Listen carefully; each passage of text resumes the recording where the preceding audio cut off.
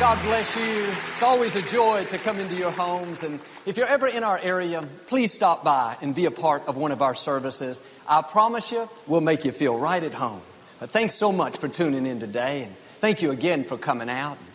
I want to talk to you today about counted by the Creator.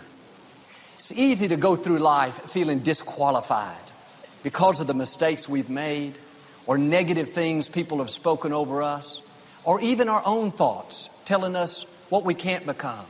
If we're not careful, we'll come up with excuses as to why we can't accomplish our dreams, why we can't rise any higher. In effect, we're counting ourselves out. In the scripture, the prophet Samuel came to Jesse's house to choose one of his sons as the next king. Jesse had 7 of his 8 sons lined up. He was so proud of them. They were strong, talented, good-looking young men. And Samuel was about to choose the oldest son, Eliab. He was big, muscular, looked like he'd just stepped out of a movie. But God said to Samuel, "Don't judge by his appearance or height, for he is not the one." The Lord doesn't see things the way you see them. People judge by the outside, but God looks on the inside. When Samuel heard this, he changed his mind. He told Jesse that it wasn't any of those sons. Well, Jesse had another son named David. He was out in the shepherd's fields taking care of the sheep. But in Jesse's mind, David didn't count. He was the youngest. David was small, not as strong, didn't have the experience. Jesse thought, no use even bringing him in. He'll never amount to much. But the moment Samuel saw David, he said, that's the one. He's the next king. I'm sure Jesse and the other brothers nearly passed out, thinking, are you kidding? You mean it's David? They didn't count him. But the good news is David was counted by the Creator. God doesn't judge the way people judge. You may not have the most talent, the best looks, come from the most influential family. That's okay. You've been counted by the one who matters most. Now, my challenge is don't count yourself out. I hear people say, I'm too small. I don't have a good personality. I come from the wrong family. No, when God created you, He put in you everything you need to fulfill your destiny. That means if you don't have it, you don't need it. If you needed to be taller, you would be taller. If you needed more talent, you would have more talent. If you needed to be a different nationality, you would be one. You're not lacking. You didn't get shortchanged. You've been fearfully and wonderfully made.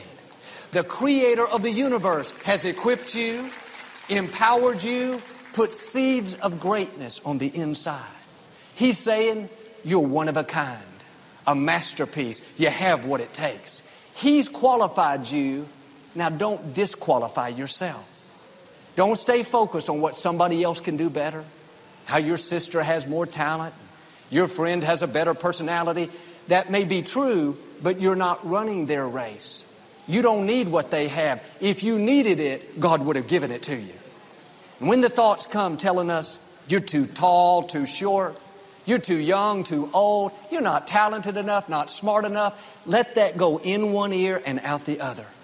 If you go through life feeling like you're lacking, you don't measure up, even though God has qualified you, you are disqualifying yourself.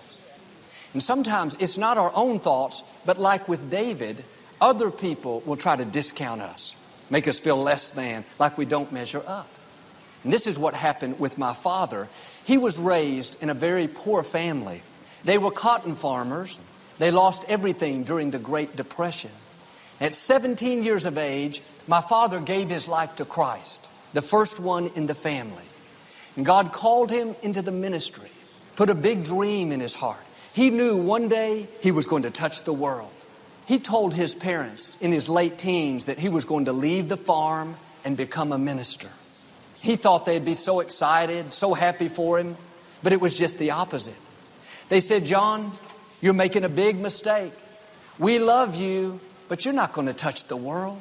We're just cotton farmers. This is all we know how to do. We're not influential.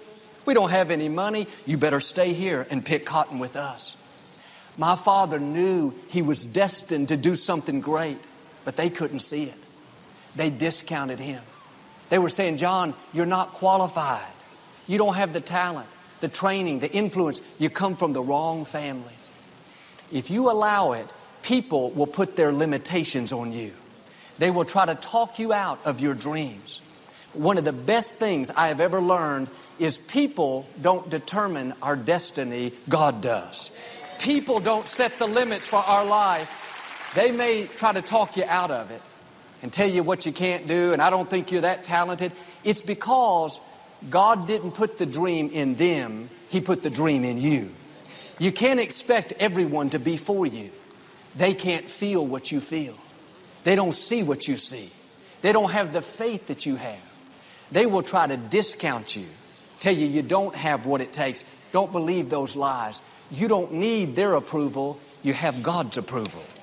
They'll discount you, but the one who matters, the one who spoke worlds into existence, the one who flung stars into space, when they count you out, He counts you in. He says, you have what it takes. You're well able. You will fulfill your destiny. You will leave your mark on this generation. God has already counted you. Now don't let other people discount you. In Luke chapter 9, Jesus had been teaching the people for most of the day. It was getting late. The sun was about to go down, and everyone was very hungry. The disciples came and said, Jesus, you need to dismiss the people. Let them go find some food. They were out in the middle of the country. Nothing to eat out there. Jesus said to the disciples, you feed them. They said, what do you mean? We don't have anything to eat. Jesus asked what they had, and all they could find was a little boy's lunch. 5 loaves of bread and 2 fish. The scripture says there were 5,000 men in attendance that day. That means there were probably 15,000 people in total, if you counted the women and the children. And Jesus took the little boy's lunch. You know the story. He prayed over it. It multiplied and fed the thousands. The point I want us to see is the one that wasn't counted had the miracle. They counted the men, the 5,000, but they didn't count the children. They thought they're too young. No need to count them. Back in those days, women were seen as second class, as less than. They didn't count the women. But God uses people that other people don't count. One of the 5,000 men could have had a lunch. One of the disciples could have brought something to eat that day. But God chose this child specifically to let us know that when people leave